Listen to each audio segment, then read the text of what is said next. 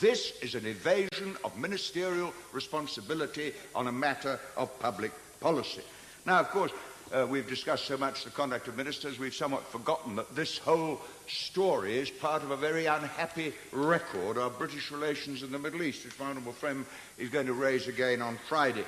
Iraq was part of the world we took over when the Ottoman Empire disappeared.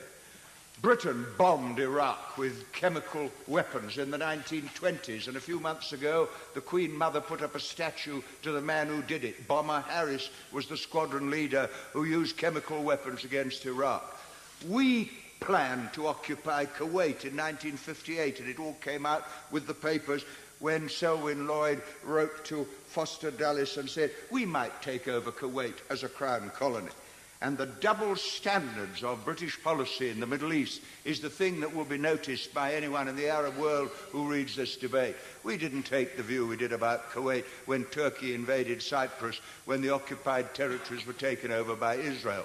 This Gulf War, looked at in the light of what we now know, was a war for profit, a war for oil, and a war for the control of the area. And now we are suddenly told that ministers who protested so vigorously about their defence of democracy and human rights were selling weapons to Saddam Hussein, who was repressing Kurds and Shiites before and after the war, and then saying it was just a question of flexible guidelines.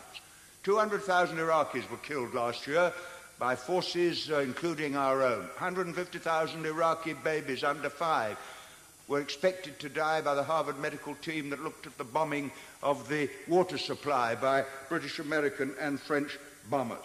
And it is an act of odious hypocrisy then to come along, as honourable members have said, and say, but of course our industry needs the orders, people want the jobs. You remember the joke about the man producing nuclear weapons in America, and somebody said, how could you do it? And he said, well, the man's got to live, hasn't he? And that is the argument, that somehow you can justify the supply of weapons in that way. The international arms trade is a greater threat to world peace than the AIDS epidemic or the drugs trade because it's supported by governments.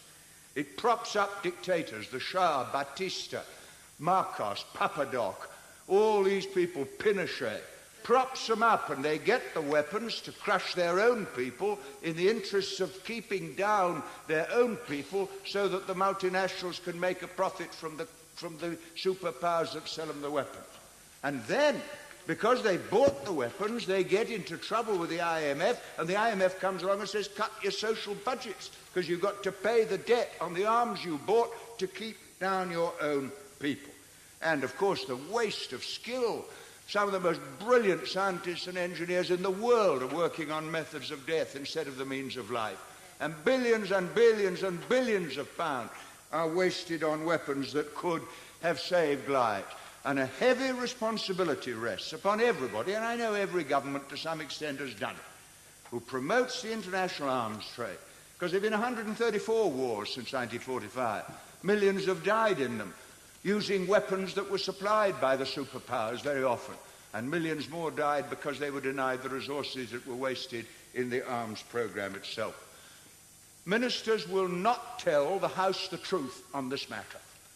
Ministers use intelligence, and everybody knows it, we've had a reference to it, and are prepared to sacrifice intelligent people to conceal the truth.